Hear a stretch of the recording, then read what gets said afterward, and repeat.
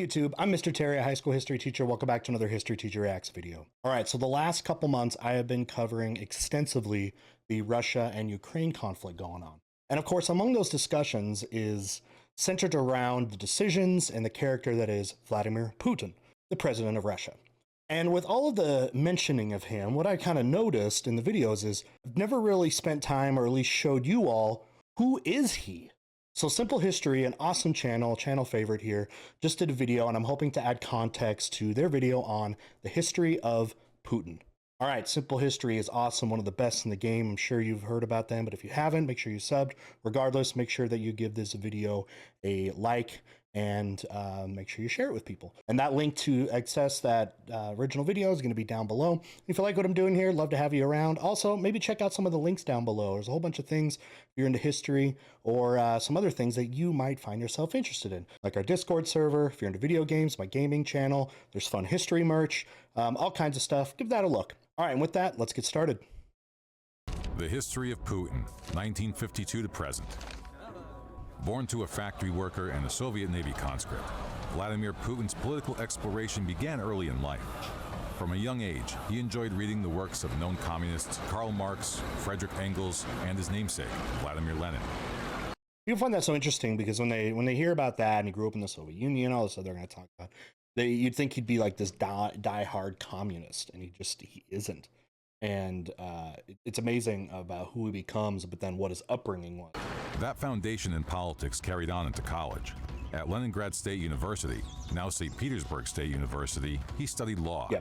City changes multiple times. Peter the Great has St. Petersburg basically built as the new capital. And then after the Russian Revolution, they call it Leningrad, after, of course, Lenin. And then after the fall of the Soviet Union, rename it back to its original and its current city, St. Petersburg. Long history there. It was in college that he was first integrated into the Communist Party of the Soviet Union, a requirement of the time. He would remain in the party until the collapse of the Soviet Union in 1991. It was at university that Putin also connected with someone who he would have ongoing relations with for quite some time, Anatoly Sobchak. Sobchak would go on to co-author the Russian Constitution and contribute massively to Putin's rising career in politics. In 1975, just 23 years old, Putin hit the first major milestone of his life, joining the KGB.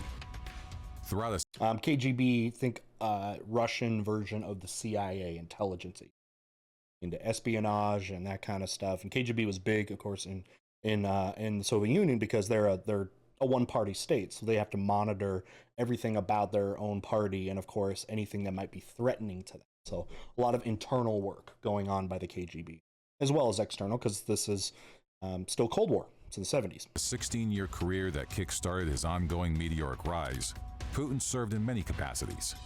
He started in counterintelligence before being transferred to the monitoring of foreign dignitaries. Espionage. After transferring to KGB headquarters in Moscow, Putin received his first mission going undercover. From 1985 to 1990, he was stationed in Dresden, East Germany, where he retained the cover of a translator. His time Now that is basically front lines if you want to think about the Cold War. I mean, Eastern Germany is where often the Soviets would try to put their best face in supporting East Germany. And again, because it's right there, it's the border for West Germany, right? And they want to put on their best face, a place they took very, very seriously. Time in Dresden was met with mixed results. Many intelligence experts, both now and then, assessed that the mass of press clippings he and his colleagues compiled amounted to absolutely nothing. Just another confusing chapter in the muddled history of the KGB. By the way, I haven't heard this news. German intelligence officers and KGB colleagues alike downplayed Putin's activity, though it has since been claimed that this was done on purpose to cover for Putin's successes in support of the Red Army. You're never going to hear the truth about someone's dealings, successes, or failures when they're a spy. Putin had integrated himself so well into East Germany, however, that he had to resign from the KGB in 1991 under suspicion of his loyalty, after which he returned to Leningrad. That to me, though, sounds like you're a dang good spy when you've totally integrated yourself. If you are one that is worrying about if you're sympathetic to them or not, doesn't that kind of mean you've done a good job as a spy? Because you don't want to stick out like some sore thumb in the place that you are trying to provide intelligence for. You want to be one of them. Again, linking up with Anatoly Sobchak, now mayor of the city, therefore beginning the second and shortest phase of his life, local politics. Here he served as an advisor to Sobchak, And various sources indicate that Putin may have worked as a taxi driver as well, to make a little extra money on the side. However, as always seems to be the Listen case to conversations with Putin, in the the back. promotion was never far away, and he became the head of the Committee for External Relations. His role there was to promote international business ventures. That's when the first signs of corruption took root.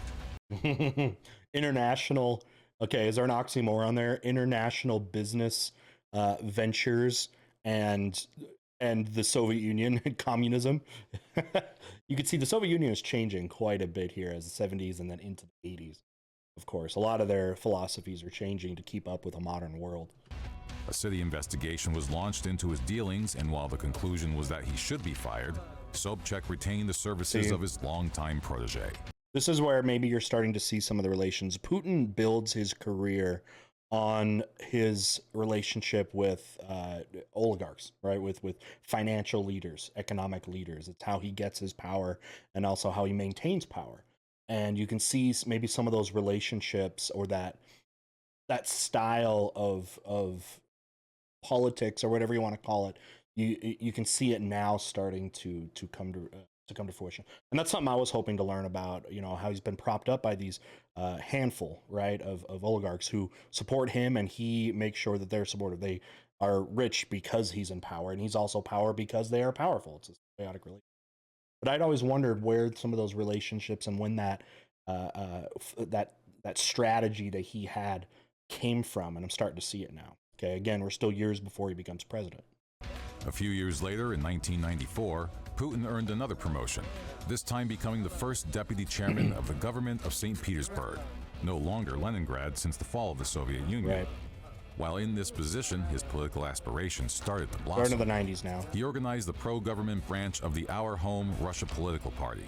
His power in the party continued to expand, and less than a year later, he was managing the entire legislative election campaign and rose to the head of the entire branch. When Sobchak, Putin's partner in politics, lost his mayoral election in St. Petersburg in 1996, Putin unhitched from the Sobchak wagon and planted himself at the heart of it all in Moscow, where it's like he's not. He was riding the coattails of Kuchek because that guy was going places. Now that guy's not going places, like, all right, time to get off the wagon, like he's saying there. You don't want to be attached to a loser anymore. In the third stage of his life, leader. Guess that's smart. Another quick rise of power saw Putin appointed deputy chief of the presidential staff by President Boris Yeltsin in March of 1997. A year later, he rose yet again to first deputy chief. His return to intelligence began not long after, with President Yeltsin appointing Putin to the director of the reformed KGB, now the Federal Security Service. Boris Yeltsin, first president of the new Russian Federation. He's getting right into close positioning at the top of the new Russian government. And he knows who to attach himself to. Or FSB. But his return to intelligence didn't last long, because the Putin star was not one to stay stagnant. Another year into his rise to prominence, President Yeltsin announced that Putin was to be his successor. In tandem, Putin announced that he would be running for higher office, and within weeks, he became the fifth Russian prime minister in less than 18 months. Putin's political ideology emerged even more as he neared the top of the totem pole. Second position An in the invasion government. of Dagestan by the Mujahideen and Russia's resolute stance in the face of the Second Chechen War gave rise to even more popularity among the ever-expanding Putin political base. With the people in support, the formerly independent Putin... People love imperialism. I mean, they do. You look at in history. They like, they're people that are able to show strength in new places. People love that, right? And this is where, I don't know if you're going to talk about the beginning of him, where people say, like, he, ever since he's been in power, trying to pretty much regain all the territories of the old Russian Empire. I'm talking like before the Soviet Union almost. Definitely of the Soviet Union, but before as well. Pledged himself to the Unity Party. Just before the turn of the 21st century, President Yeltsin resigned under dubious circumstances. Putin took his place. And as his first act as the president of Russia, he dropped all corruption charges that might have found their way to Yeltsin or his family. Is that like Gerald Ford and Nixon? You resign because you know the person that is going to take over for you is going to show you leniency. yeah, you don't resign if you don't believe the people next to you are going to make things harder than they would be if you didn't resign, because eventually your term's going to be up and you're going to get in trouble. So if he had stayed in and eventually got voted out or his terms are up, in Russia, you can serve 2 terms back to back, and then you can't serve a 3rd term. You can come back for a 3rd term, but there can't be 3 consecutive terms.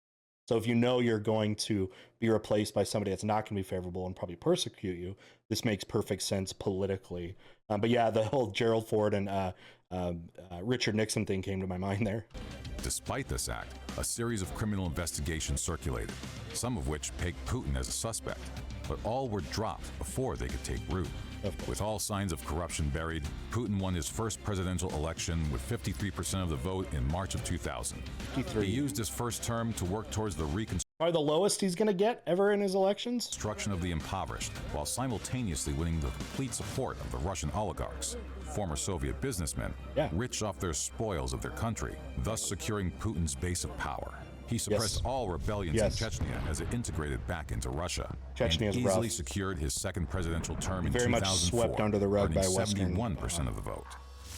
Despite continued involvement in numerous bloody conflicts, conditions continue to improve in Russia, with life expectancy and GDP on the rise, as well as improvements to healthcare, housing, agriculture, and education. See, I always talk to students and stuff about this. You see in history where there's so many people that you've seen as whether it's dictatorial, corrupt, whatever it is, and they remain in power.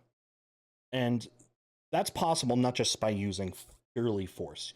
You have to provide some kind of material benefits to your rule. Otherwise, you're going to be booted out. There's plenty of authoritarian or whatever it is people in history that have been thrown out because you can only push people so far. So if you give them enough, it'll always just be enough to maintain your seat of power. And maybe that's what's going to be happening here. People will maybe sacrifice certain things, again, if things generally seem to be going well. At least at the beginning. I mean, I'm sure as you get more and more power and you can have more authority, then it becomes less mandatory to have the support of the people. But especially in the early years, you can't just get away with anything. You've got to provide something positive, otherwise there's not enough support for you. An independent media free of state influence was supposedly established as well. But in 2006, reporter Anna Politkovskaya was shot and killed on Putin's birthday. She had recently received international recognition for her exposure of supposed corruption in the Russian army. As Putin's so this is the beginning of the attack on their press and their media that you see that becomes a huge thing today, where now, most media is filtered through the state. So a free press dying with this. Howard continued to grow. He prepared for what was to come at the end of his second term. Like the United States, the Russian Constitution prevented a third consecutive term, prompting the hatching of a plan to keep power. You can come back. When Dmitry Medvedev won the 2008 election, he quickly appointed Putin as his prime minister, where he kept a watchful eye over the Russia he was building. Exactly. And this is, again, why you've talked about Vladimir Putin generally has run Russia since 19. If you're wondering, how can you do that with the way it's structured? If you didn't catch me before, how it works in Russia is you can serve 2 terms, right? And then you can't do a third consecutive, but you can come back after a term with you out has completed. And you'll see in those, what's been a couple time with 2 now, where there's been that 4 years he can't be the president. He is as the second, basically the person second in command, which is a prime minister, where you can keep a watchful eye and probably be able to pretty much pull the strings, because better believe that he's very much going to pave the way for somebody like Medvedev there that will be able to, that will come in and support him, Putin be able to support him because they know that he will be able to use them. Like, someone's not going to be taking over after Putin without Putin's real blessing. He's achieved that by this time, that kind of influence. So a lot of people say he's basically running the country anyways, even if he's just prime minister and not president. Despite massive protests against fraud in the run-up to the 2012 election, Putin won quite easily yet again, rising to his third term. It didn't take long for former President Medvedev to admit that this was the plan all along to get Putin back into power. Putin's ongoing conflict with Ukraine raged in 2014 with a series of incursions, while the invasion of Crimea here in 2014. The Ukrainian political situation was in a state of disarray. Now, I have talked about this before. Crimea is quite different as far as its makeup goes than the rest of Ukraine. Crimea historically has been Russian ever since. Shoot, should we go back to Catherine the Great? You know what I mean? Should we go back to 1800s or something? You know, we can do that. And Crimea has had a Russian makeup far more than the rest of Ukraine, which is largely why much of the world maybe didn't appreciate, you know, what the invasion of Crimea, but didn't do anything about it to the extent that you're seeing now, because the rest of Ukraine, even though Ukraine does have these areas like the Donbass region in the eastern, north of the eastern border where it is heavily Russian, the rest of Ukraine does not have that Russian makeup near as much as a place like Crimea. So it's hard to compare the two things at that level. Meanwhile, Putin passed referendums adding Crimea back to Russia as he slowly reassembled pieces of the dissolved Soviet Union. This invasion of Ukraine only slowed when Putin redeployed his troops in support of Syrian President Bashar al-Assad, currently embroiled in a civil war. Where he gets Putin's next attempted international intervention came during the 2016 U.S. presidential election, in which he ordered an influence campaign to denigrate Hillary Clinton. While Putin never overtly agreed that he had engaged in election interference, he did admit that it was theoretically possible he did, while also saying that if it wasn't Russia, it might have been Ukrainians, the Tatars, or Jews with Russian citizenship. In 2018 came Putin's fourth presidential election, with a record 76% of the vote. After once again attempting interference in the U.S. 2020 election, Putin's next venture was revamping his invasion of Ukraine in 2022, declaring it a special military operation to so-called denazify Ukraine. So this is now going to get into the current conflict. You're seeing that. The video's almost over, but you see Putin, you know, creating more connections, whether it's through alliances or monitoring elections or whatever you want to say, in other countries, but you're seeing that hand in a lot of pots around the world. Okay, but you see also using these same things as justification for the current conflict, which is looks like what they're going to end with here. I'll go back 5 seconds. Declaring it a special military operation to so-called denazify special military Ukraine. Operation, right? It was a movement that has led to persistent frustrations, with Russia unsuccessfully attempting to occupy its neighboring nation, while garnering a slew of global sanctions from the EU and the G7. All right, let's wrap it up. Context is everything in history. Context is everything in current events. And it's important that we find as much information as we can and lots of different types of sources of information on things that are influencing the modern day. And hopefully this gives you a little bit, hopefully gives you a starting point too to investigate more and more sources about what is going on with the current conflict, what's going on in other countries, and the people that are the people that influence these events, like Vladimir Putin, right? So hopefully, again, this opens a door where you can keep doing that and just keep getting more context so you can understand the world better. That's what this is all about. History teaches you how the world is and why the world is the way it is. Okay. Anyways, that was great. Great place to start. Simple history. Always doing a good job there. I know I learned some stuff, so I really appreciate that. And with that, you guys, again, support the original video. Links down below. Simple History is awesome and very supportive, and love what they do. All right, with that, we'll see you next time. Bye.